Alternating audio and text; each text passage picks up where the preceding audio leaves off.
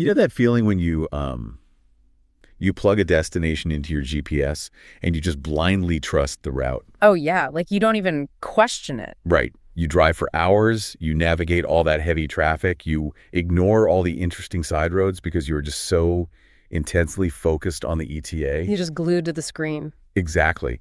And then you finally hear that little automated voice say, "You have arrived." And you look around and you are parked in a completely empty dirt lot. Yeah, the map was just wrong. The destination wasn't what you were promised at all. It's the worst feeling. It really is. It's an incredibly disorienting experience, especially when you consider the massive amount of time and energy and, stress you invested into that journey. And you're just sitting there, engine idling, staring out the windshield, wondering where on earth you took a wrong turn. Well, welcome to today's deep dive. We are so glad you're here with us. Today, we are examining a roadmap that, a lot of us follow without a second thought. Our mission today is to explore an excerpt from The Currency of Contentment, Finding Balance Beyond Wealth. Such a good piece. It really is. And we're specifically focusing on a narrative that was originally shared on the Easy English podcast. It's called The Truth About Money and Happiness. Right. And on the surface, this is a fairly straightforward narrative about ambition and contentment.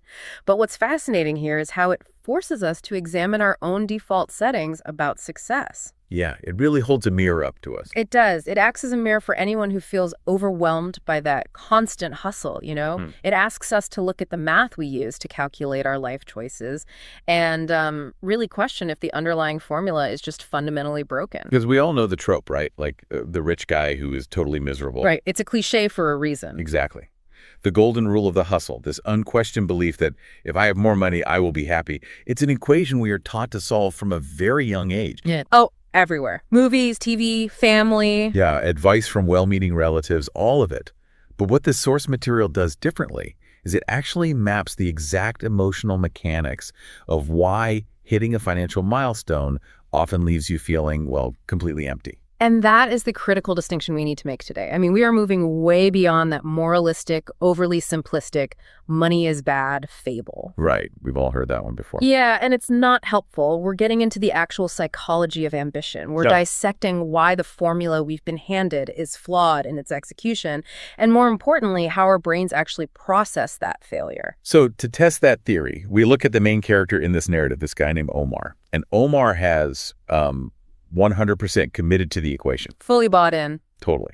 He wakes up early, works incredibly long hours, and he just narrows his entire existence down to a single laser-focused goal, which is making more money. Right. He operates under this strict internal dialogue. He's literally telling himself that earning more will magically fix his life and grant him happiness. Yeah, and he is engaging in what organizational psychologists might call single metric optimization. Single metric optimization. Yeah. Okay, what does that mean in practice? Well, when you look at human behavior, having a singular focus provides a massive amount of initial energy. I mean, it simplifies your decision-making completely. Hey, there's only one goal. Exactly. You don't have to weigh competing priorities because Yeah. there's literally only one priority. But the problem is the psychological blind spot it creates. Right. Because he believes so strongly in this future payoff, he leaves himself no time for rest, no time for friends, and, absolutely no time for family. It's like Omar is treating his life like a smartphone with a broken battery indicator. Oh, that's a great way to put it. Right. He's constantly plugged into work to stay charged, but his actual life battery is draining fast. And the narrative shows us the physical and mental toll this takes on him. He's tired, he's stressed, and profoundly disconnected. Yeah, and notice that specific state of disconnection. He isn't just physically exhausted. He is mentally severed from the present moment. Like he's not even there. Exactly. Even when he's off the clock, his cognitive bandwidth is entirely consumed by work. He has lost the ability to simply exist. Wow. Just being present is impossible for him. Right, which is a classic symptom of over-optimizing for a future state. The present just becomes nothing more than an obstacle to get through on the way to the goal. Just a waiting room. Basically. So then we hit the supposed finish line. After months of this grueling grind, Omar actually pulls it off. He hits his goal. He gets to the destination on the GPS. He gets there. He buys the better phone, the better clothes. He upgrades to a much more comfortable lifestyle. And for a brief window, the equation actually appears to work. But that window closes very rapidly. The initial excitement vanishes, and it's replaced by a very specific, unexpected emptiness. He sits alone one evening and just asks himself, why don't I feel happy? I mean, he has the money. The equation is complete. But the emotional payoff has completely evaporated. So what's happening in his brain there? Because I want to ask you, the listener, directly, have you ever pushed incredibly hard for a milestone? A lot of us have. Yeah, like a promotion at work, a specific savings goal, maybe buying your first house. Yeah. You sacrifice, you grind, you finally turn the key in the door, and then you look around and feel this bizarre sense of letdown. It's such a weird feeling. It is a jarring, confusing experience. Why does that happen? Well, what you and Omar are experiencing is a well-documented psychological phenomenon. It's known as the hedonic treadmill. The hedonic treadmill. Yeah. Human beings have this incredible evolutionary capacity to adapt to new circumstances. Yeah. When you buy the new car or get the massive raise, your baseline of happiness spikes temporarily, and that's due to a rush of dopamine. Right, feels amazing for a minute. Exactly. But very quickly, your brain normalizes that stimulus. That new reality just becomes your normal. You adapt. See, the thrill just wears off. Yep. Your expectations rise to meet your new environment, and suddenly, you are right back to your original baseline of happiness, just with nicer stuff and higher bills. Oh, wow. So if you've tied your entire identity and your entire capacity for joy to the acquisition of the next thing, you are essentially dooming yourself to an endless sprint. An endless sprint you can never win. Because the goalpost doesn't just move. It ceases to exist the second you touch it. Precisely. And when that realization hits, when the thing you sacrificed your relationships and health for doesn't deliver a permanent emotional reward, it forces a massive crisis of meaning. Yeah, you realize the map you were following was drawn by someone who had absolutely no idea where the treasure actually was. That's exactly it. And that crisis of meaning, that's what drives Omar to seek out a totally different paradigm. His material success left him completely empty, so he decides to spend a weekend visiting an old friend named Yusuf. Yes, Yusuf is so important here. He really is. He's essentially the control group in this behavioral experiment. He lives a very simple life. He doesn't earn a lot of money. But when Omar sees him, the contrast is stark. It's night and day. Yusuf is calm, he's relaxed, and he's genuinely happy just sitting around laughing and drinking tea. He has this profound sense of peace. And it's a massive environmental and psychological shift for Omar. He steps out of an arena where value is strictly measured by accumulation and into a space where value is measured by presence. Right. Yusuf isn't distracted by the next milestone. He is fully engaged in the current moment. Okay, let's unpack this. Yeah. Because I feel like I need to stop here and push back a bit. Go for it. I think a lot of people listening might be rolling their eyes right now, and frankly, I don't blame them at all. It sounds a bit like a fairy tale, right? Exactly. It is incredibly easy to romanticize a simple life when we're just analyzing a story. But in the real world, Yusuf's philosophy sounds a bit naive. I mean, where is the line between facilitating life and just barely surviving it? That's a very fair point. Because if you are staring down a massive unexpected medical bill, or you're drowning in high-interest debt, sitting around drinking tea isn't going to bring you peace. No, it definitely won't. Financial panic makes peace of mind biologically impossible. So is this narrative just trying to feed us the cliche that ambition is inherently bad and we should all just give up? That is a crucial challenge to make, and it's exactly where a lot of these philosophical fables fall apart in the real world. But this source material actually holds up under that exact scrutiny. Really? How so? Well, if we connect this to the bigger picture and look at this through the lens of Maslow's hierarchy of needs, you are absolutely right. Okay. If your foundational needs for safety, shelter, and security aren't met, higher-level concepts like self-actualization and peace are completely out of reach, your nervous system literally won't allow it. You're just in survival mode. Exactly. But Yusuf does not dismiss that reality. When Omar asks him how he can be so happy, Yusuf doesn't give a speech demonizing wealth. He offers a very measured, precise correction. What does he say? He explicitly says, money can make life easier, but it doesn't create happiness. Money can make life easier. So he is acknowledging the hierarchy of needs. He's validating the fact that paying your bills is a necessary foundation. Yes.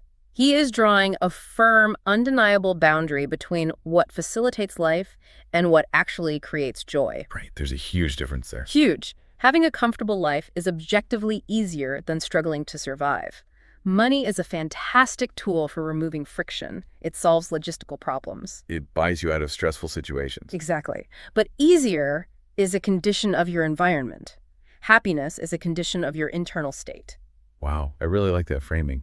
Money removes the obstacles, but it doesn't automatically plant the garden once the obstacles are gone. That's a perfect analogy. Yeah, like you can have a perfectly clear plot of land, completely free of weeds and rocks, and it will still just be an empty plot of dirt unless you actually know what seeds to plant.